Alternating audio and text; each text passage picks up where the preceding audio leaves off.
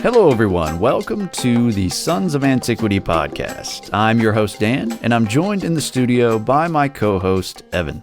How's it going? Today's episode is all about personal finance. You heard it right, folks. We won't talk about the secrets of the universe, or the complexities of governance, or difficult problems of philosophy, but something very practical. We will discuss a few prominent philosophies surrounding personal finance and analyze the books Rich Dad, Poor Dad by Robert Kiyosaki, The Total Money Makeover by Dave Ramsey, and a few others. Throughout the episode, we will give our analysis of their ideas and give unsolicited advice regarding money. So let's begin. Many people thumb their noses at money. They think that they're above it and too pure to think about it. This is likely due to all the negative press that gets heaped onto money and the people that have it. And that's not entirely without good reason. Consider the legacies of people like Bernie Madoff and Joaquin El Chapo Guzman, or Jeff Bezos, George Soros, Jordan Belfort, the so-called Wolf of Wall Street, or even the recently disgraced CEO of the FTX crypto platform, Sam Bankman-Fried. To many, the dastardly deeds of these elites and the money they made along the way go hand in hand. To them, the crime and corruption so often associated with the wealth is all the proof they need to declare that money is the root of all evil. Now, does this mean that money is sinful, or can it be used for good? Should we seek riches, poverty, or something in between? We must look back to what Buddha said and pursue the middle path there. I think there is a middle ground between being just dirt poor, wandering around, maybe a beggar of some kind, relying on charity, and also being this ultra-wealthy elite guy. I think there's a middle ground that is the best of both worlds, and that's what we should strive for, in my opinion, and that's what I strive for. What do you think? I would say if you're religious, like a monk or a priest, I think you should seek something a lot closer to poverty. And by the way, poverty is not the same as destitution. Poverty just means poor. That's what the word poor comes from. Sure. But destitution is like struggling to not die. But poverty is like living paycheck to paycheck. Fair enough. So yeah, I think depending on your station in life is kind of what you're saying. That yeah, you but should... if you're a family man with kids, you probably shouldn't try to live like that. Probably try to be more middle class so you can provide and give them what they need. Of course. But you shouldn't also you should limit that to not try to be a billionaire or something. You don't need to have that much money. And if you have extra money, you probably should be giving it away or reassessing your life. Agreed. And would you say that if you have extra money, maybe that should be first used to help your family, immediate family, and maybe then your extended family, and then strangers? I guess. Something like that. Of course, you should be giving away to the church, too. There you go. During the whole time. I think that's pretty fair. But what do we know? We're going to talk a lot more about this, so hang tight. When it comes down to it, money is only a tool. It can't make you evil any more than it can make you good. Money is merely a means of exchange. It's a placeholder for the goods and services that are useful to us. Instead of bartering in the village streets, relying on pure coincidence to bring two people together who just so happen to have what the other wants, we use money to serve as a neutral, liquid trading tool, which can be exchanged for anything and everything, allowing all parties to accept the validity of the currency to determine the value of various products as they see fit. In essence, money is a means to an end, not an end in itself. So if money is the means to an end, what is that end? Well, if you're an ultra-rich megalomaniac, maybe the end is world domination. But for most of us, the end is simply a happy, healthy, stable life. And we can achieve this through something called personal finance, which can be defined as the act of managing one's savings and investments, planning for one's financial future, avoiding reckless spending and/or debt, and preparing for unexpected expenditures which always seem to creep up when you're least prepared. And before we begin our first book analysis, I would like to point out there's a difference between righteous and unrighteous, poor and rich. Just because you're poor doesn't mean you're a good person, because you could just be spending all the money you get on stupid stuff. And that's why you're living paycheck to paycheck. It's because you're irresponsible instead of just being poor by nature. You're poor by your own choices. So there is a difference. And also if you're poor because you spend all your money on drugs, of course, there's a difference between that and the person who's legitimately impoverished because they don't have much of an income. Sure. And I guess you would say the same thing that, being rich doesn't automatically make you a bad guy. You could use your wealth for a lot of good. You could give it a lot of it away. You could really help people. You could, but there is the proverb that Jesus said that nobody knows really how to interpret about camels and needles. Yes, which we may get to later on. So it's up to, as you said, interpretation. Let's begin our journey into the world of personal finance by taking a look at some of the ideas presented by Robert Kiyosaki in his book, Rich Dad, Poor Dad. Robert Kiyosaki is an American businessman and author. He started many companies in his youth, but his main source of revenue has been his personal finance seminars and some real estate ventures. He co-wrote a book with Donald Trump and endorsed him in 2016. However, his most popular book was Rich Dad, Poor Dad, which he published in 1997. At a young age, Robert and his friend Mike decided that they were interested in the art of making money. Robert's real dad, called Poor Dad, was a highly educated and respected professor, but struggled with money all his life. Mike's real dad and Robert's mentor, Rich Dad, was a middle school dropout who built an empire of stores across Hawaii where he grew up and died a very rich man. Rich Dad, Poor Dad is told in parables and anecdotes, so it is easy to read. But there aren't as many concrete lessons as other personal finance books. Let's begin a summary of the book itself, sprinkled with our takes on what Kiyosaki has to say. Lesson 1. The rich don't work for money. There is a huge difference between being an employee and having passive income. The rich don't work for their money. They make money work for them. Employee income relies entirely on other people. Employees can be fired, laid off, or replaced by robots. Lesson 2. Why teach financial literacy? The more people make, the more they spend. If you get a raise, only strict self-discipline will keep you from not spending more. This is called lifestyle creep. Very important. Let's compare assets and liabilities. According to Kiyosaki, assets put money in your pocket, while liabilities take money out of your pocket. This differs from the standard definition where assets are things that you own that have value, such as houses and cars. So keep that in mind when we talk about these two concepts. Your home, according to Kiyosaki, is not an asset. It costs you money through mortgage payments, taxes, repairs, etc., and doesn't make you anything. The same goes for your car. And your car is even worse because it depreciates a lot quicker. The rich have assets, the poor have liabilities, and the poor don't know the difference. Typical liabilities include mortgages, car loans, credit card debt, school loans, and other loans. Basically, all debt and luxuries fall under liabilities. Typical assets include income-generating real estate, stocks, bonds, notes, royalties, and intellectual property. Fear and greed dominate most people. This vicious cycle, fear of not having enough and greed for more stuff once there is excess money, makes most people live paycheck to paycheck. Most people use emotions to make financial decisions. The poor get a paycheck, but they really work to make the business owners and/or shareholders rich. This is very important, so pay attention. The sole point of a corporation is to make money for the shareholders, and they will do everything feasible to reduce costs and increase income. If you're an employee, you're a cost. The poor also work for the government. Think about it. If your local tax rate is 25%, you work for the government for 3 months out of the year without getting paid. The poor also work for the bank by making mortgage payments with interest. Almost all their money goes to making other people rich, and they don't have much money left over for themselves. Learn to utilize an income statement and a balance sheet. They measure different things, but help you understand your financial situation. Lesson 3. Mind your own business. Increase your assets and keep your liabilities down in order to become and stay rich. Assets are like employees that work for you 24/7. Only buy luxuries when your assets are generating enough money to pay for them. The poor tend to buy luxuries first. Unless you're passionate about something, do not start your own business. 90% of new businesses fail within 5 years, and 90% of the remaining fail within a few decades. Running a business is just a harder form of having a job, and you often have to take work home with you, which can strain family ties. Notice how this differs from most personal finance advice, which confidently tells you that you must be an entrepreneur. Assets should generate money without much of your involvement. This is called passive income. Net worth is an inaccurate measure because the sale of any of your worth will be taxed. This is entirely true. Any stock that is sold within a year of being bought has a high capital gains tax rate for any profit made. Any other stock profit is just taxed as regular income tax. If you're rich, this will certainly put you in the top tax bracket of 37%. Lesson 4. The history of taxes and the power of corporations.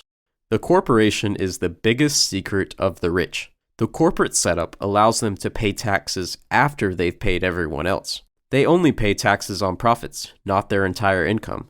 Plus, corporate income tax rates are much lower than personal income tax rates. Taxing the rich never works. If you raise personal income taxes, they won't pay because most of their money doesn't come from a paycheck, but assets. Raising income taxes only hurts the rich professionals like doctors, lawyers, small business owners, etc., and the middle class. The rich are good at legally avoiding taxes. They also have the money and power to get out of paying taxes or change the law code. They will avoid paying taxes at all costs. And let me say, Donald Trump is one of the best at this. You know, they keep trying to get his tax records. Did they ever get it? I want to say that just recently, as of November of 2022, they may be getting them 3 years after they started trying. I think there was some news that came out recently that they will be able to see them, I think. And the fact that he paid like a ridiculously low percentage of his income, I mean, it's legal, most likely. It's legal, and he bragged about it even. You know, and he's bragged about it before on multiple occasions, saying, you know, I do what I can to pay as little as possible. And if you were in the situation, so would you. Everybody would. Nobody wants to pay more taxes. And if you have the power to do it, you're going to do it. You're going to go use those legal loopholes because, again, it's perfectly legal. And that just reinforces the point that corporations are by far the best way to get rich. Lesson 5. The rich invent money. Financial intelligence is made up of these 4 main technical skills: accounting, investing, understanding markets, and the law. If you want to be more successful, learn about these topics. Be more well-rounded. That's always good advice there. Fear and doubt are the biggest obstacles to genius. Always adapt to the newest information. Change your mind and methods when necessary. If you don't understand the investment, don't invest. Learn as much as possible before investing. Safe investments have low returns and still have some risk. Money is fake, and the rich know this. That is why they're good at getting it.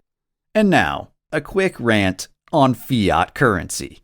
Fiat currencies are what we call the paper money printed by various world governments. They may seem more dependable than stocks or crypto, but let's remember that nations rise and fall all the time. And when they do, their money falls with them, leaving the average Joe holding the bag. Fiat currencies are centrally controlled, meaning that the quality and stability of the currency depends on the quality and stability of a government. A decentralized system would be harder to mismanage and is therefore preferable, but good luck trying to convince world governments to just release their power over the money and who prints it and how much is printed. Most modern currencies are also baseless. American dollars used to be directly tied to a gold standard, which was great. Gold has intrinsic value and a limited supply, meaning that its value can never be zero and was in fact well above zero most of the time, and still is to this day. The dollar, by contrast, is based on the full faith and credit of the USA, and dollars can be printed endlessly. This is a recipe for inflation, and even in extreme cases, hyperinflation, which we've seen in other countries where their dollars have gone through something much worse than what we're going through right this very minute. There's also the issue of market instability. Since fiat currencies are artificial, they are susceptible to the mandates of central planners and even foreign governments. This almost guarantees that regular people will always draw the short straw, while elected officials, bureaucrats, and elites who influence monetary policy will use the system to their advantage. In conclusion, sounds good, doesn't work. Now, let's get back to Kiyosaki's lessons. Lesson number 6, work to learn. Don't work for money. Work to learn rather than trying to get a secure job with good benefits. Learn as much as you can at each job. There is an opportunity for this at even the most menial jobs. Very talented people, like mechanics, accountants, etc., often have very low incomes. They need to learn to make money too. Skill is not directly related to income. Well, that's a really good point. I mean, I wouldn't have no clue how to be a mechanic. It seems it's just beyond my comprehension. And yet those guys, they make a lot less than, I don't know, any white collar keyboard pusher makes. Yeah, generally. Yeah, like you could be like the most skilled burger flipper, sandwich maker, but you're only going to make probably just above minimum wage. But even mechanics, I mean, it's a very valuable skill. It is. Can't be replaced by a robot for now. Burger flippers might, so I can see that. But mechanics, I mean, these guys definitely aren't making more than $20 an hour.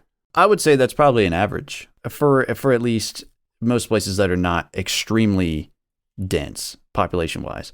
Like, that'd probably be pretty low for LA or New York, you know.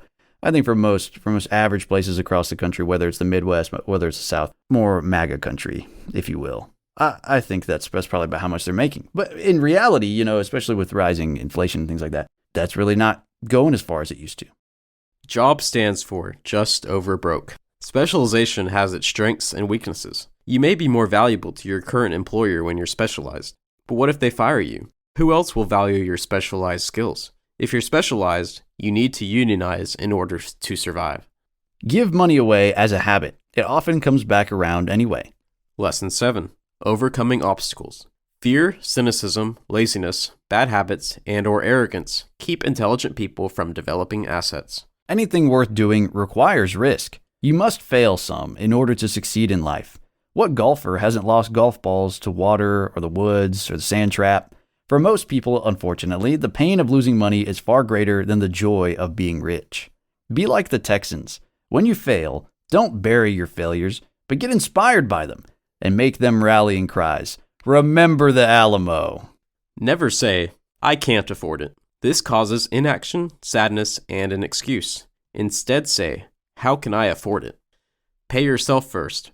This makes sure that you're setting yourself up right and puts the fire under you to pay everyone else. It makes you creative. That's risky. We'll get to that later.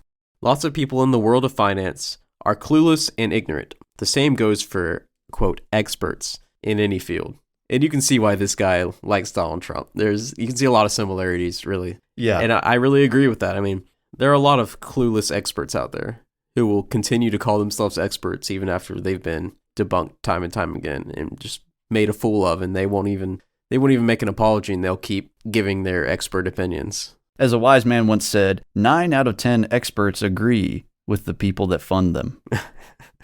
Lesson 8. Getting started. Have purpose in everything you do. It makes doing it less difficult. Most people would rather have a nice new TV than business books, but obviously one of those is much more important to your long-term success than the other. There are a lot of educated people who consider themselves smart that are broke, so they're not really that smart. Self-made people like to talk about money because they find the topic interesting. Here's a quote from the book. People who lack internal fortitude often become victims of those who have self-discipline. And only play with money you can afford to lose. That was a Warren Buffett thing. I'm sure a lot of these guys have come to that conclusion independently, but I think Warren Buffett famously said that he went to like a horse race and he bet like a whole week's salary on it. And of course he lost. And he was like, oh my gosh, I lost so much money then. And from then on, he said, never again, never play with more than you're willing to lose, because that week's salary was something he really needed. Very, very important advice there. Probably some of the most important on the list. So you still want more advice? Here are some of Kiyosaki's to-dos, things that you should be doing in your life right now. If you're not happy with where you are, stop doing what you're doing. Look for new ideas. Find someone who has done what you want to do. Take classes, read, and attend seminars. Make lots of offers. Jog, walk, or drive to a certain area once a month for 10 minutes. Shop for bargains in all markets. Look in the right places. Look for people who want to buy first, then look for someone who wants to sell. Think big, learn from history, and action always beats inaction. Now, out of this list of to-dos, Evan, what are some that you liked best? What are some you didn't like? What are some that you have implemented in your own life? Well, all the ones related to real estate I'm not doing. I'm not driving around trying to find foreclosed houses or anything like that. But I do like the taking classes, reading, attending seminars. There are a lot of bad seminars out there. We'll get to that too. But reading, watching stuff on YouTube, Sure. doing free Coursera stuff, that's really uplifting for somebody who's ambitious, which I do sometimes. Of course, learn from history. Duh, that's what we do. Yeah. We made a whole podcast about it, right? Yeah. And otherwise, I'm fairly happy with where I am financially, so I'm not desperate to change things up. I hear you. The shop for bargains in all markets is something I think you would agree with, and I tend to do as well. Because why not try to go for a good deal? You shouldn't just shop for a bargain when it comes to something expensive, and then just when it comes to something less expensive, just pay sticker price or whatever. You should be shopping for a bargain almost all the time. Why not? It doesn't take too long, and it's not that difficult. So why not? So I like that one. And of course, I do appreciate the sentiment that action beats inaction.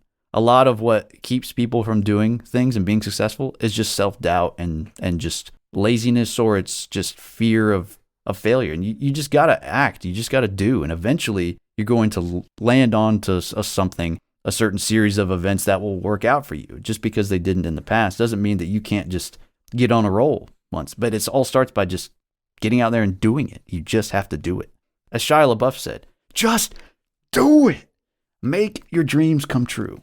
If you're tired of starting over, stop giving up.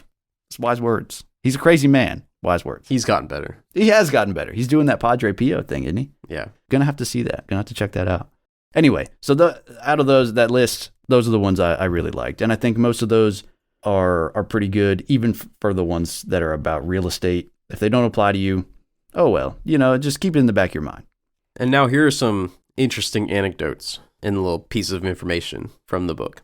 Now first, Kiyosaki was getting interviewed by a journalist, and I think it was in Singapore or something, because he had written this book and he was a rich businessman. So this journalist came and was interviewing him, and she was complaining about how she was poor and she was trying to write her own book and get famous. And he said, "You want to write a successful book that everybody's buying? I would suggest that you take advertising classes." And she scoffed at him. She said, "Oh, I would never demean myself to be someone who's advertising." And she scoffed and literally walked away without doing the interview. She was so offended. Wow, really? By marketing and advertising being the basis. Afterward, he was recounting the event. He said, "Well, how else are you going to sell books? You want to know what people want. And it's not just bringing it down to a base level to where people will want to buy it. It's what do people want to hear and what do people want to read." Exactly.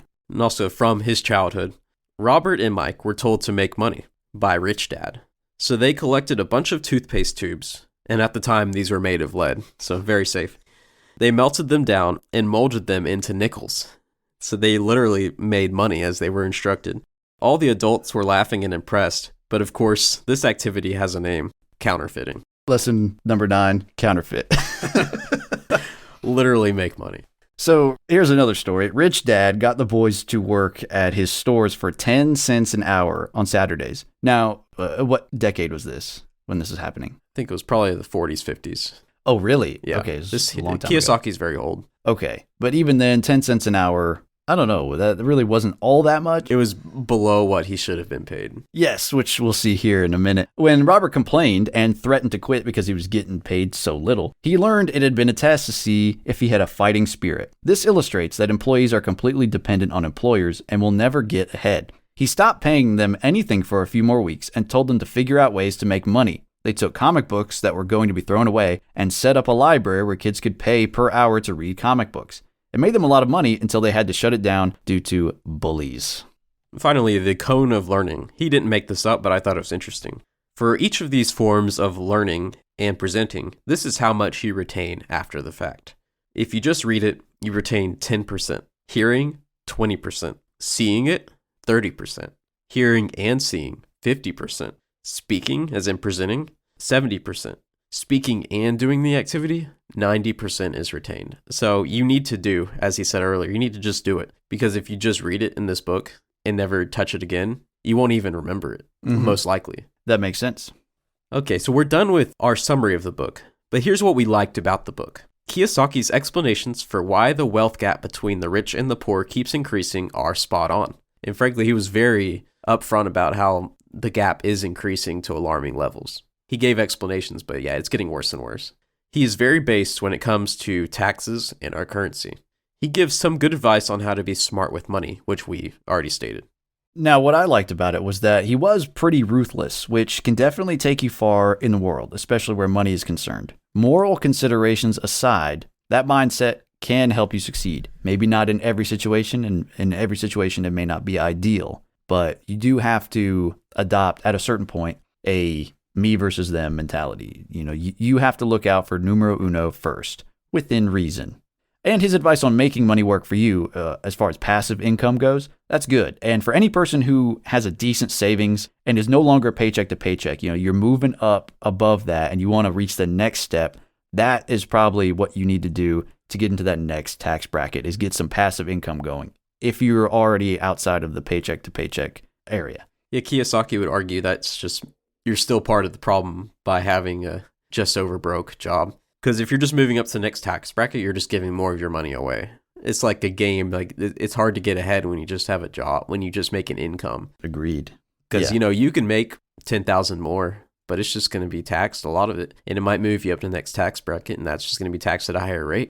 So, you're just playing this game. If you make an income, you're just paying more and more, like the more you make. So he would say, get those assets going. Get the assets going that make you money that's not taxable. There you go. Or as taxed, at least. So if you've got a little savings account and you want to move up, do that. And that's why he didn't say it specifically. That's why 401k, IRAs, that's what you really need to do. Those are definition assets. So for example, 401k, it's not taxed until you take it out, whenever you retire or take it out. IRA, it's taxed now, so you don't have to pay for it later. But still, it's an asset that grows over time without you having to do anything about it. Exactly. Assuming the stock market keeps going up. Yeah, well, that's a big assumption there. Well, it has historically. It's always gone up over time. Yeah, it may have dips, but it goes up over time. Moving on to our objections. We have a few. Kiyosaki's claim that employees cannot get ahead was frankly false. I know plenty of people with jobs that are doing very well financially. However, he might counter that these people invest their money, and that's usually true. So I guess a big takeaway from this book is that you must invest your money in some way. But you can be an employee in, your whole working life and be fine. Yeah, and that depends on your definition of fine. He may say, oh, that's not fine. That's not enough. But not everyone's trying to be a millionaire. These people you're talking about, and even just us, we're doing well. We are doing way better than like 95% of people worldwide. We're doing fine. We're provided for, and we're happy with what we got. So he may not think that we're doing all that great, but I think we are. So who cares? Aside from investing in stocks, Kiyosaki encourages other assets. This mainly consists in owning properties. The first option is to own a rental and collect rent every month, while also hiring a property manager, so you don't have to do any work. This means that you keep any leftover profit. So you're paying someone to do all the work for you and profiting off of it. The second option is to, quote, be the bank to people by giving them home loans. This, of course, is only once you get pretty wealthy, you can start just giving out loans to people. The third option is to buy undervalued homes and sell them for a profit quickly. The first option is arguably exploiting the property manager by underpaying him and making him do all the work while you profit doing nothing. The second option is flat out usury. I know usury is how this country has always run, but it's still wrong if you ask me. He even said that he hopes they can't make payments at some point so that he can kick them out and start over with someone else, keeping all the money they already gave him. The third option is taking advantage of desperate homeowners or buying up foreclosed properties. This seems a little bit sleazy to me. You shouldn't take advantage of people in hard situations. Some of these options, I would say, may only work for certain sets of people. As you said, you have to have quite a large savings already to be the bank.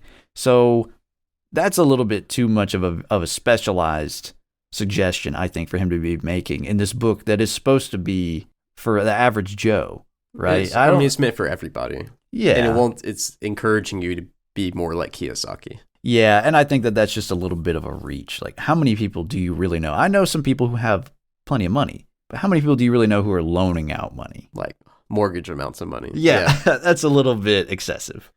A major objection related to the ones before is that Kiyosaki advocates getting money for no work. For him, money should work for you. This goes against common decency by divorcing profit from work. Yes, I know I'm getting awfully close to Marx's labor theory of value, but I'm talking about what ought to be, not what is. Profit should come from adding value to the world, be it a product, service, or piece of knowledge. It almost seems immoral to make money for contributing no value to mankind. In the case of usury, you're actually making the world a worse place while profiting. Now, would you say this falls into the same category here, making money from the stock market? It's a little bit different. It's not quite usury because they're not charging you interest to use it. You're giving money to businesses. You're basically helping invest in a company, and if they do better, you make money. Then you make profit. If they do better with the money they're given, then you made a good investment and you made that company worth more and you profit. And if they go downhill, it means you didn't give your money to the right company and you wasted it. Exactly. And yeah, for people who say, oh, these people who are playing the stock market, they don't actually really do contribute anything to society. Well, They're just making money off of the market. But to be fair, every stock out there has a company behind it, has employees.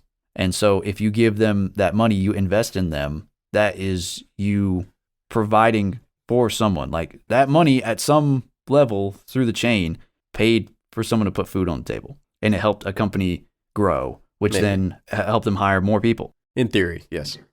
Now, I really think we ought to do some episodes sometime on like investing in general, because this is actually a big debate as to whether you should be doing this. If you think about it, like, is it a good thing to be giving Disney your money to help them become better? Like to give Disney your money? No. No, because so when you have a 401k with a company that you work for, you're most likely invested some in Disney. Just for example, you can do any company like Amazon, Starbucks.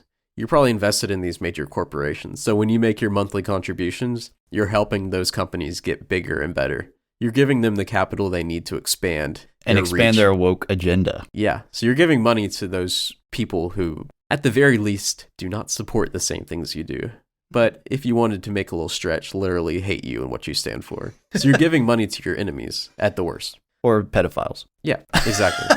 Groomers, what have you. Exactly. And that's an interesting point, because I think a lot of people have a 401k, but they don't really know what that money's being invested in, what stocks are being bought with that. I'll tell you, it's a diversified portfolio. That's what they do now, which is good for your money. It means if one sector of the economy goes down, you're not screwed. It's all over the place. It's in other countries. They're invested in China, Europe, India. I think mine is about 20% foreign markets. So that's going to be China, India, developed countries, Europe. That's so that if the U.S. tanks, you're not completely messed up. Yeah, and that makes sense. However, investing in China, also all these industries you might not support. For example, if you're an environmentalist and you're very likely, unless you make a specific request not to be, you are invested in BP, ExxonMobil, all these companies that are mining companies, probably all these companies that, do not help the environment.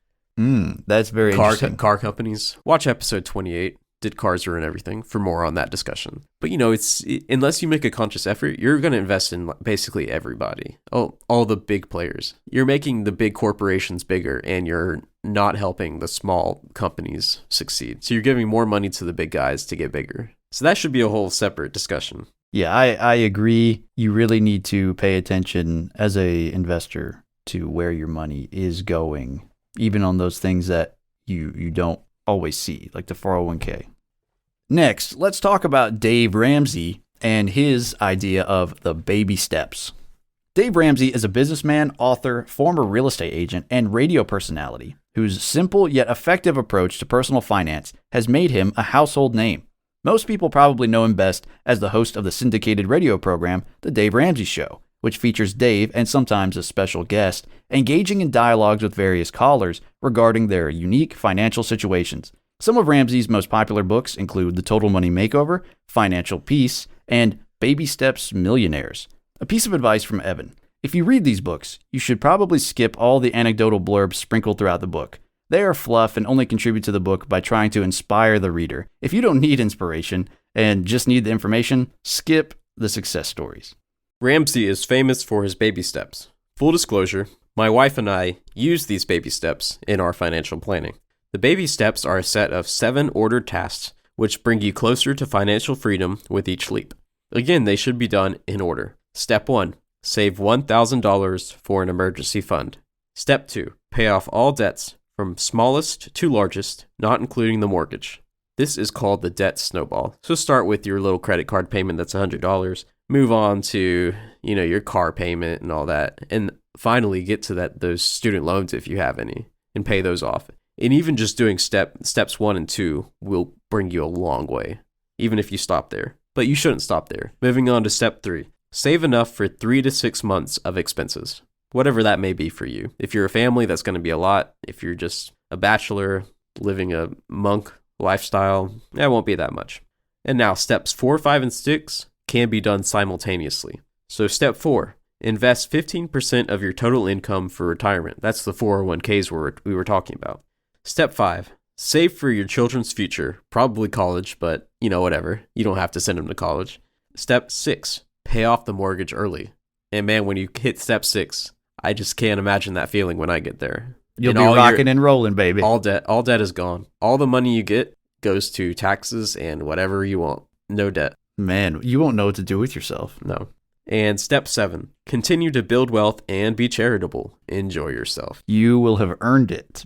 On top of the baby steps, Ramsey is noteworthy for advocating a complete removal of credit cards from your life. He makes no exceptions to this. He says to use a debit card and hard cash. Now, on top of that, he's also famous more recently. As background, he's pretty libertarian about things. At least fiscally, he's libertarian. He's made a lot of waves for his opinions on the recent restrictions and quarantines and all that. So he's very based when it comes to that. He's literally ridiculed people for coming into the office wearing a mask. Nice. He got a lot of bad press on that. Oh, well. I did see that in his controversies section on Wikipedia.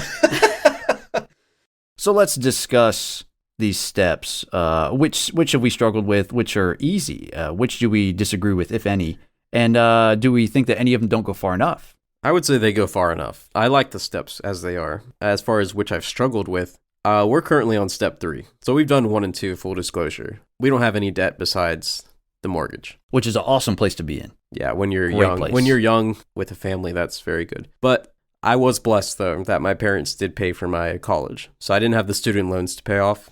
Nice. I did get a very good scholarship, though, so it wasn't that much in total. But still, I didn't have that to pay off. Exactly, which is that's a big thing right there. So many people have gigantic student loans. I know people in their 40s who are still paying those off. That's rough. Yeah, we're still working on step 3 of getting 6 months of expenses in the bank. That's just because we have 2 kids and one of them has a lot of medical expenses.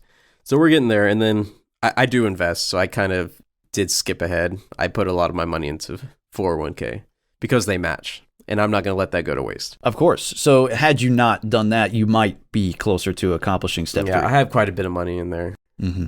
Which is great. That's awesome. Because you're just exchanging short-term for long-term at that point. You know, your short-term money would be whatever you got in your bank account now, but you're investing in long-term. So yeah, that's cool. And you're making it elsewhere, otherwise you're not sacrificing those first few steps to accomplish this later investment step. So you're doing fine. That's awesome. Okay, so do you think that starting off is a very hard step for you? Or do you think that's probably the hardest step for most people, like just saving $1,000? Yeah, I would hope that there's not that many people who don't have $1,000 in the bank, but I know I'd be surprised if I got statistics on that. Yeah. There's a lot of people living paycheck to paycheck.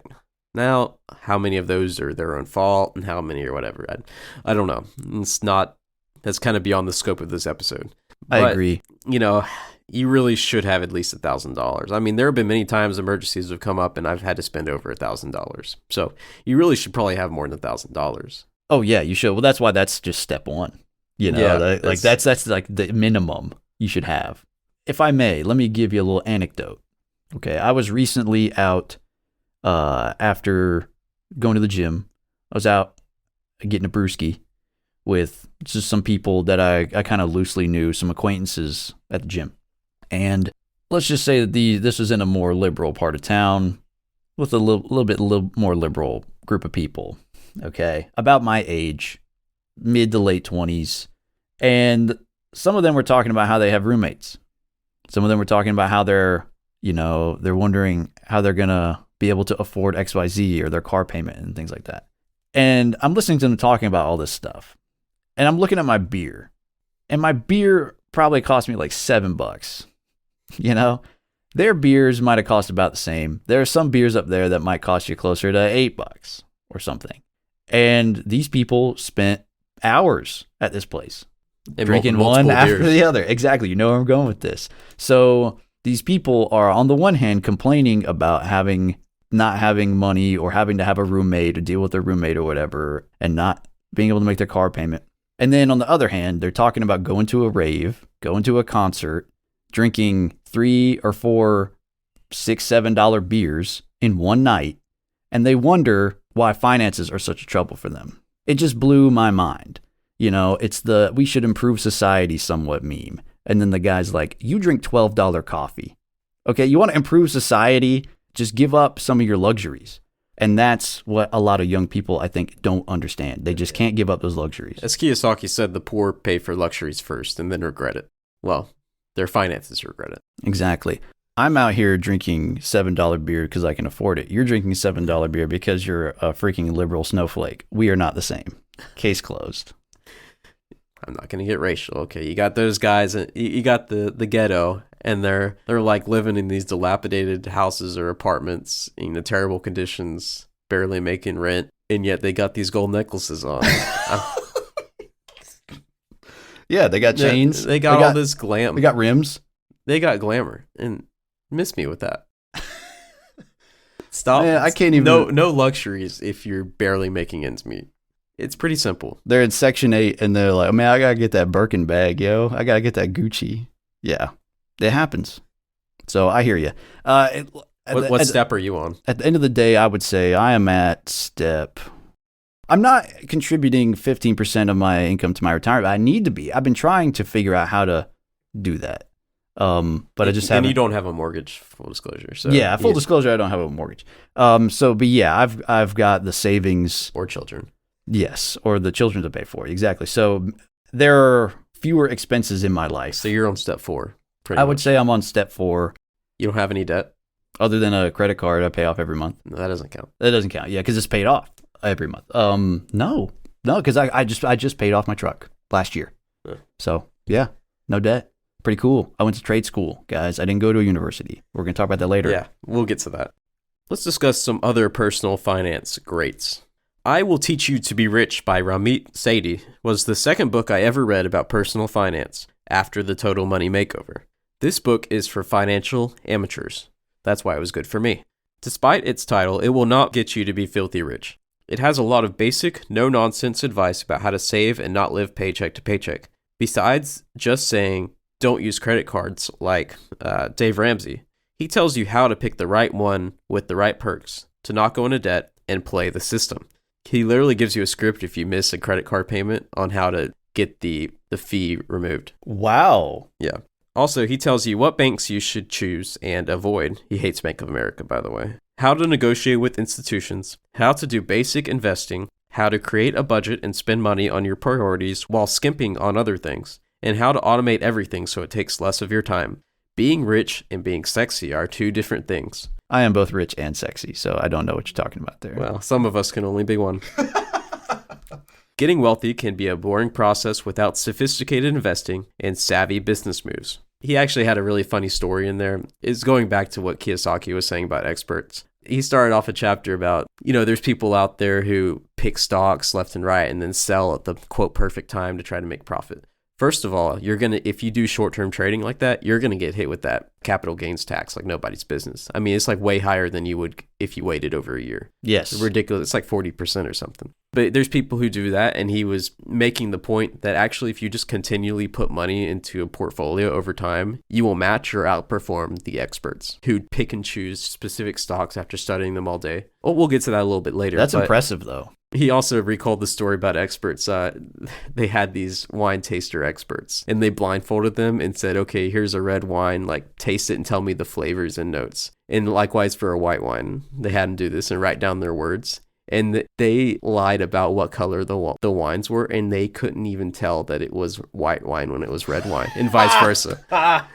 Because there's like key words that you use for red wines that they used when they were given the white wine, and vice versa. Oh, wow. So it just totally tricked them. They just had no clue. So it's all these experts. I'm not saying all experts are wrong. Obviously, doctors, oftentimes. Yeah, let's be very careful here. Not all the time, but doctors know more about it than the average person about medicine. But, there are many times when experts are just, straight up arrogant pricks who know nothing. And paid. Yeah. By who? Yeah. Well, we'll just let that be. The Richest Man in Babylon was written by George S. Clason in 1926 and is still considered a classic in the personal finance genre. It was quite a joy to experience via audiobook as well.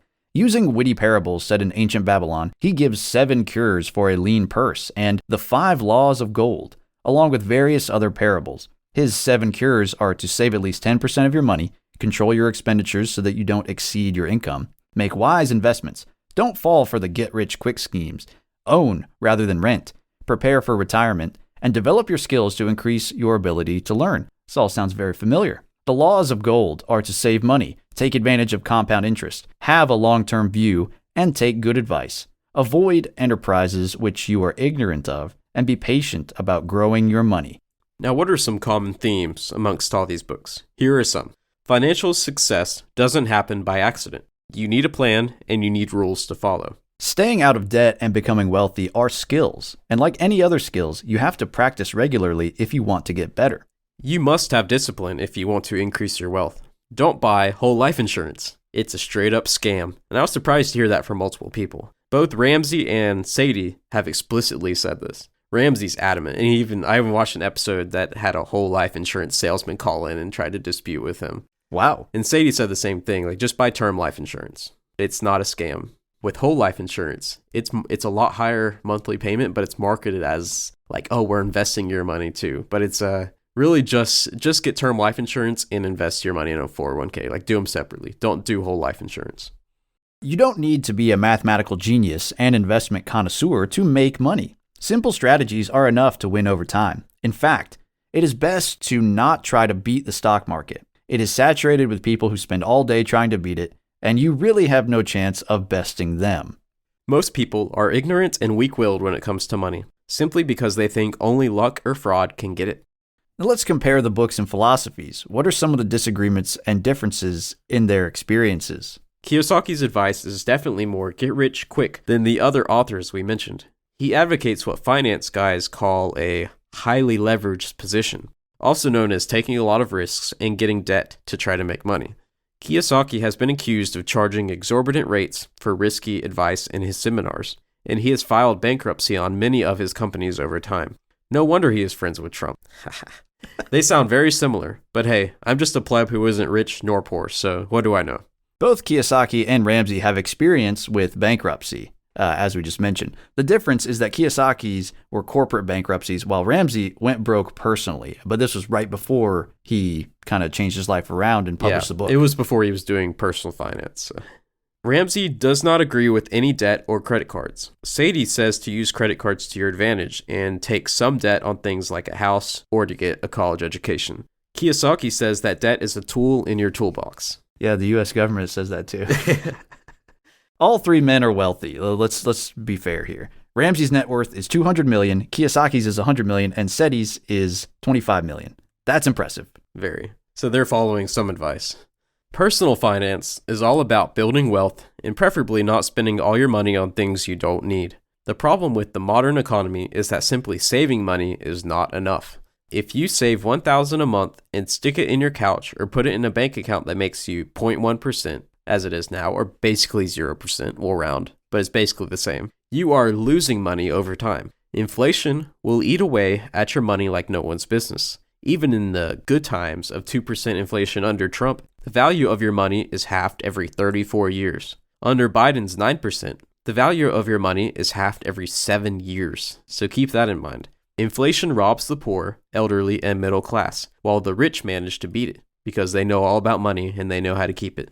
What causes inflation? Many on the right say that it's quantitative easing and debt and the like, and I can't help but agree. When the government keeps the interest rates low, prints money, and goes trillions of dollars into debt, that is going to cause inflation in the long term. Now here's a hot take. We need a precious metal standard for our money again. Thanks a lot, Nixon.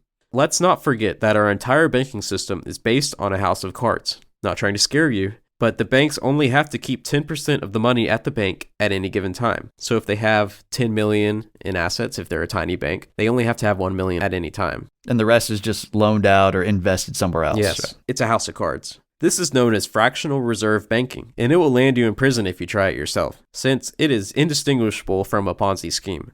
On top of that, they make money from nothing by charging interest on loans. A lot of money is being created out of nothing in this country, and we will reap and are reaping the consequences right now. Back to personal finance, our country is filled with scams, bad deals, and snake oil salesmen. And unfortunately, financial literacy is not taught in schools or by most parents. Most people will barely stay afloat throughout their lives, and they will need government assistance to retire, with Social Security, Medicare, etc. In most cases, knowledge would save these people from the brink of poverty. I personally love Ramsey's philosophy, with some caveats like I use a credit card for example, and Ramit Sethi's point of view the best. Everybody in America can do the baby steps and get to a better place in life. Ramsey is perfect for somebody who doesn't have financial self-control or stability. However, I have to disagree with Ramsey on credit cards. If you pay them off in time, they will literally cost you nothing, and some credit cards give you rewards. I have never failed to pay off my credit card in time. These companies are giving me small interest-free loans every week, and really they're the ones who are paying. It takes discipline to be able to control yourself and not go into that rabbit hole. So he has a point. If you have no self-control or little self-control with credit cards, just cut them up, freeze them, whatever you have to do. Just use real money. Kiyosaki's plan is fine for those who love taking risks with their money and don't have as many moral qualms, but I will mostly not take his advice beyond a few maxims. He had some good points about assets versus liabilities and a few other things that I will take with me. There are natural and unnatural ways to gain material wealth. Wealth should come from creating value. Going back to John Locke's idea, property comes to be owned by mixing labor with nature. The most basic form of that is growing food and raising cattle. As economies become more complex, the creation of value became less direct, such as providing services. Nonetheless, lawful gain required some contribution to the common good. When gain is made out of no work or out of hurting others, then I object. My go-to example is usury, like I said before, which is charging interest on loans. This is simply taking advantage of other people and making money from doing nothing. Not only has the Catholic Church opposed all forms of usury until very recent times, and also the ancient Jewish people, and they do to this day, mostly, but even Aristotle hated it. Here's what the legend himself said in Politics, Book 1, Chapter 5. Quote, "Very much disliked also is the practice of charging interest, and the dislike is fully justified, for the gain arises out of currency itself, not as a product of that for which currency was provided." End of quote. Also, of course, misleading the public and committing crimes to make money is wrong. Unlike Kiyosaki, I don't think you should strive to be filthy rich. You will never be happy with the amount you have, and you know what they say, mo money, mo problems. You should seek to have enough to live securely and some extra to pay for stuff that you really care about, plus more to give to church and charitable causes. For example, I care a lot about sending my kids to Catholic school, which will cost me over $100,000 per kid over time. But in my opinion, it's very important. I don't care about taking fancy trips every year or having a big house or flexing with a Corvette. Money by itself is not the root of all evil, but the unnatural love of it is. Learn enough about it to save your family from ruin and to provide them with a comfortable life and things you value. To conclude, I would recommend our audience read The Total Money Makeover by Dave Ramsey first, then read I Will Teach You to Be Rich by Ramit Sethi after that. Then get more in-depth knowledge about personal finance at your leisure. It is hard to argue with Evan's points here, and you know what? He really laid it on the table. Everybody, so round of applause. Round of applause for this man right here. Now, I've never been the kind of guy who invests heavily. Sure, I've dabbled in crypto from time to time, dabble in weapons and ammunition, and of course, I have my 401k as we mentioned earlier. But other than that, I live a very simple life. I've found that money has never been a huge temptation for me, thankfully. In fact, 2022 might have been the first year that I really truly came to understand the age-old saying that money can't buy happiness. You may not believe it, but it's true. If you're going through hard times or you are missing something important in your personal life, no amount of money can fix that. Personal finance is great. It can help you take care of the bare necessities so that they no longer become a major source of concern in your daily life. And it can allow you to pursue more lofty goals. But never, not even for a second, let money itself be your main goal. Always find something better and more gratifying to use it for, be it your hobbies, your spouse, your children, or your extended family, your church, maybe coworkers, or just charity to random strangers. So my goal for this next year, 2023, is to invest a little more, be a little bit more charitable, try to focus on the things that money can't buy. But for those of you who are on the Sigma male grind set, who are out there pushing P, trying to make some fat stacks, I've got some words of wisdom for you. Because even though I'm from the streets, I've got a few rules that can help keep you off the streets. So here we go. First, if you put your needs before your wants, you'll have enough for both. If you put your wants before your needs, you'll never have enough for either. Pay your bills first, save next, and then, only then, spend a little on something that you want, but never so much that you can't afford your needs the next month. 2, always keep multiple payment methods on your person. I like to have cash, usually a few $100s in the wallet, debit card and credit card. That way, if one gets lost or breaks, I have a backup. Dave Ramsey is so triggered right now. So triggered. But I'm glad that you agree with the credit card thing, because if you know how to handle it responsibly, it's no issue. It's like a gun, if you're irresponsible and stupid, you shouldn't have one on you. But, if you're responsible, then it can be a good thing to have on you, I agree. Wow. Credit cards are like a gun. Yeah, and they can be very dangerous. They can kill people. I mean, for real. People, yeah. I mean, you kill yourself financially with a credit card. Mostly kill yourself. You probably shoot yourself in the foot with it. Yeah. No, you're right. You're 100% right. Number 3, don't pay with your phone. Reject modernity, embrace tradition. If you drop your phone or you get a virus or you get hacked or something, what are you going to do, huh? And if the big tech oligarchy decides to freeze your funds because you said the gamer word, then what are you going to do? It's so true, because cash is already fragile enough. 4, keep separate bank accounts as a couple if you both work. Now, this is going to be a source of much controversy, but we're going to work through it here. Evan and I have had long discussions on this topic, and he firmly disagrees with this. But I don't care. This is my opinion. This is my take on it, my hot take. If only one spouse works, that's fine. You got to share, because the other spouse has to have access to funds, right? Because they don't work. But if you both have a job, why not keep them separate? Because eventually, in my estimation here, one of you will start to nag the other about what they spend from the joint account, which breeds resentment and distrust, and only encourages spouses to hide, quote, secret stashes from each other. Now, I've never had to deal with that personally, but I know quite a few people who have. In the words of Orange Man, many such cases. I'm going to have a quick word here, because frankly, I can't help myself. Having separate accounts fosters the wrong mentality in marriage. It is the same reason why I'm against prenups. But I would dare to say that I agree with prenups more than separate bank accounts. When you get married, two become one flesh. It is not just a contract or corporate merger. When you keep separate accounts, you're saying, 1, you don't trust the other person with your money. 2, you are not planning on building a future together. 3, everything is me-centric. 4, each person is allowed to do whatever they want with, quote, their money, without any regard for the future of the other. And 5, you are preparing for divorce, or at least protecting yourself from it. Okay, that's all. I don't think that's necessarily fair. Trusting someone with their money, it's very important. You got to have trust in a relationship. But I would ask, just rhetorically, what is more trusting? Is it putting money together so you can watch what's being taken out of it for whatever bills or whatever? Or is it splitting up the bills and saying, look, I can't even look at your account, but I'm going to trust that you're going to pay these? As Ronald Reagan said, trust but verify.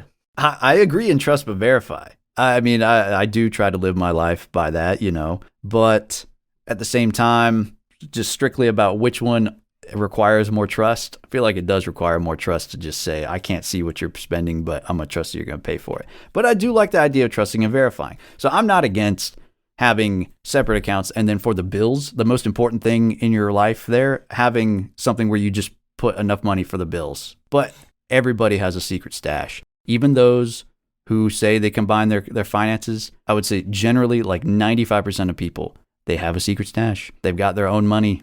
You may be an exception. We don't. I mean, I hope she doesn't. I don't. Well, you may be an exception, but then again, you don't necessarily know what the other has. Not saying that they do, but it can happen. And I've known many people who have like secret stashes so that they can just go spend on some stuff. And also, if you got a joint account and you want to buy your spouse a gift for Christmas, Dan, what was this $100 spending at Victoria's Secret? There's something you're hiding from me? There's something you want to tell me? It can become an issue you where just tell them ahead of time, don't look. There you go. Then what's the point? You can have a joint one for your bills, but there is nothing wrong. I don't want people to think there's something wrong. There is nothing wrong with having a separate account for each. And if you want to, if it's more convenient, a shared one for the bills. But you should have your own money. That's fine. There's nothing wrong with that. It's your truth, Yeah, you just live your truth. Okay. Live your financial truth. What do you mean of $100,000 in debt? No, I'm rich. Is that what Dave Ramsey means by financial freedom? Yeah. All right. Anyway, we've gone on too long. 5, the more tangible or useful the investment, the better. This is why I'm not big into crypto. It's cool and fun, and it's kind of a cool experimental thing, but it's even less real than the dollar, which is saying something. Invest in something that is real and serves multiple functions. Land is great. Why do you think Bill Gates and the Chinese are buying so much of it? Weaponry is great. You can't defend yourself with Bitcoin, but you can with an AR. Real estate is great. People always need a place to live. And if you absolutely want to start a business or invest in one, check out the Bureau of Labor Statistics list of industries with the highest growth and pick something that fits those top categories that you feel that you could successfully run. 6, learn from people who are financially savvy and from people who aren't. I learned some of the best lessons on money from people who were, frankly, stupid as hell, just by watching them fail and then doing the opposite of what they did. As for people who are savvy, ask them questions. Don't be afraid to talk specifics. Again, something that Evan and I might disagree on. For me, I have no shame talking about how much money I make, how much I've saved, and I appreciate learning that from other people too. So I only refrain from doing that out of respect for my good friend and co-host because I care about him so much. Thank you. I think the reason that you are okay with that is because you have less envy than most people I know. It's like the one vice that you don't struggle with at all. So when you ask people how much they make, if they told you it was more than yours, I really don't think you would be upset. No. But a lot of people would get upset knowing that someone else makes more than them. This is true, and that's a big reason why people don't like to talk about it. This is true. Well, then that would be one of my other things of advice. Guys, don't worry about it. There's always someone who's richer than you. Don't feel bad. Just learn from them. Jeff Bezos is triggered. 7, get a high school or summer job. If you pay attention, you'll learn more practical knowledge than in school. Believe me. 8, don't get pregnant or get a girl pregnant until you're stable. Preferably wait until you're married, but at least wait until you've got a good job to be reckless. The welfare state hates him. In fact, I think I remember seeing that if you do 3 things, you have a 98% chance of not being in poverty. 1, don't get pregnant or get someone else pregnant before marriage. 2, get a high school diploma or a GED. And 3, keep a job for at least a year. If you do those 3 things, you will very likely not ever be in poverty in your life. I'm not going to say it's simple, but just do those simple 3 things and you will be in a lot better state than if you don't. Number 9, don't do what you want. Do what you're good at. Then work on your hobbies or passions until you can afford to make them your career. You can't be anything you want. You're not a special snowflake, and happiness is not guaranteed. Man up, hone the skills that you come by naturally, and use them to provide for yourself. Then make your real passion your side project and cultivate it until you can make a career out of it. Now listen to Mike Rowe, the Dirty Jobs host. He is the best and most based guy on the subject. Do not follow your passion. Make rational decisions about your future career. If everybody followed their passion, how many SoundCloud rappers would there be? How many athletes? And how many would work in factories or pick up trash for a living? Not many, I'll tell you that. The world doesn't care what you're passionate about. It cares about what you can provide in relation to what it wants and needs. So pick something you're good at and something that is valued. Get really good at it, put time and effort in, and you may succeed. I'm reading the minds of some of you right now. So let's say you're an obstinate teenager or a person that just hasn't grown out of the mentality of follow your passion. And you think I'm a cranky old man who doesn't know what he's talking about. I will tell you what will happen if you follow a useless passion. Let's say you go to a 4-year university and get a political science degree. Okay, you like politics, you like reading the news, that's fine. Once you graduate, you will not be able to find a well-paying job unless you're very, very top tier at a top tier university. So you will have to settle for a low-paying job that's only halfway related to your degree. You will slave away for at least 50 hours a week doing this with no overtime pay, and you will barely be able to make ends meet. On top of this, you now have 6 figures worth of student loans to pay off. You will grow disillusioned with political science. In fact, you will come to resent it. Your biggest passion has turned into your biggest regret, a cause of debt slavery, a menial job, long hours, and a low standard of living. Do not listen to your guidance counselors. And that's just a general good advice. Can confirm. I did not listen to my guidance counselors. The guidance counselors are one of the most underrated villains in the American system. They are a villain. They really are. Just go to college. I've literally heard one say everybody can go to college. Like, even if you don't achieve, college is for everybody. Yeah, that's how you know who's they're wrong. Uh-huh. Who's paying? Anyways, be smart. Be like us. Get useful degrees or certifications in Daniel's case. Then talk about politics in your spare time like we do. We don't get paid for this. Nobody's paying us yet. That's okay. Yeah. We're trying to make this hobby potentially, who knows, into career, maybe. But we're doing it on the side, and we have day jobs. Yep. And my last point is kind of springboarding right off of that. Go to community college. This is a threat. Nothing awaits you at university except debt, communism, and whores. Perfectly correct. Now it's time for the takeaways. There are different approaches to personal finance, but they all have the same goal: securing your future well-being against the unpredictability and unfairness of our complex financial systems. If you want to learn any skill, start with the experts. In this case, Kiyosaki, Ramsey, Sadie, and Clayson are great role models who can help you plan your finances or fix existing money problems. Kiyosaki and Ramsey both have experience with bankruptcy. Despite this, they have managed to become wealthy and influence millions of people worldwide. Everyone struggles with money at some point in their life, so don't feel down. Have patience, foster discipline, and keep moving forward. Little by little, you'll achieve your goals. Now for lingering questions. Dan, if you could go back in time, what financial advice would you give yourself? I would go back in time and say, put a little bit more money in your 401k. Instead of contributing just like 5% or whatever, 6 or 7. It's just a little change, but over time, that little change can add up. And if you do it in your 20s, it'll make the world a difference. Yes. Lots of people don't start till their 30s or 40s, and they really are screwing themselves out of potentially hundreds of thousands of dollars. Yes. And the way that I was able to work out of town and make a little bit more money than I normally would in certain periods of my life, that would have been a good time to be contributing more, because I ended up saving a lot, which is good for the short term, but it's just sitting, it's not doing any work for me. It's just in a savings account. So I should have been contributing that to something that could have grown, especially during the Trump economy. That would have helped me. What would you do?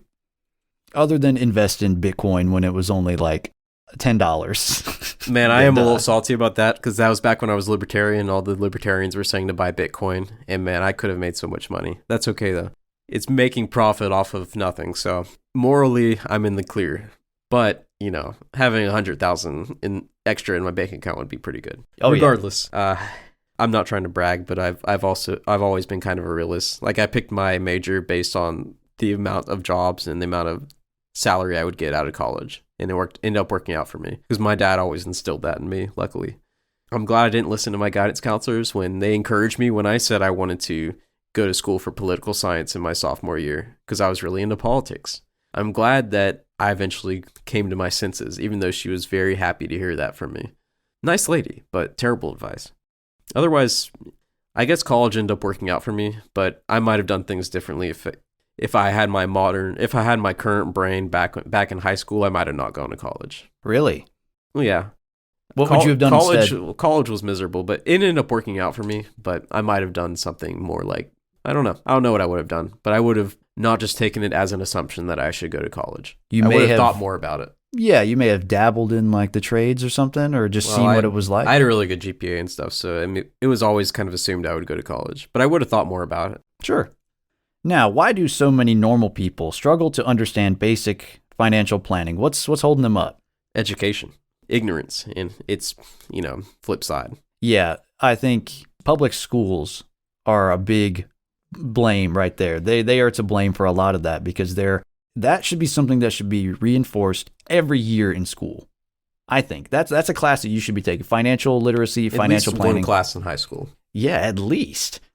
Because these kids come out and they don't know really, they don't understand a mortgage. They don't understand the taxes that are going to be coming out of your paycheck. They don't understand how to file taxes at the end of the year. They don't understand what the difference is between an IRA or a 401k or different investments. They don't even know what those are most of the time. Exactly. I didn't know it, and I was top of my class. Yeah, so it's not that even these kids are stupid. It's just that they're not getting the information. They're too busy learning about the powerhouse of the cell. Yeah. And not learning about the actual practical applications of money and stuff that they're going to be dealing with on a daily basis. I don't deal with mitochondria on a daily basis, but I need to know about financial planning. Generally, just common sense needs to be taught, because people think you're born with common sense. It's not true. You're taught common sense through experience and directly taught. So financial education, financial planning is a good part of that toolbox for common sense kind of education. And it should be at least one class in high school. In fact, I know a couple that just got married, and they both went to like a charter school in our state that teaches classical education. And even on top of that, this school like had a deal with Ramsey to where they taught all the students like Financial Peace University.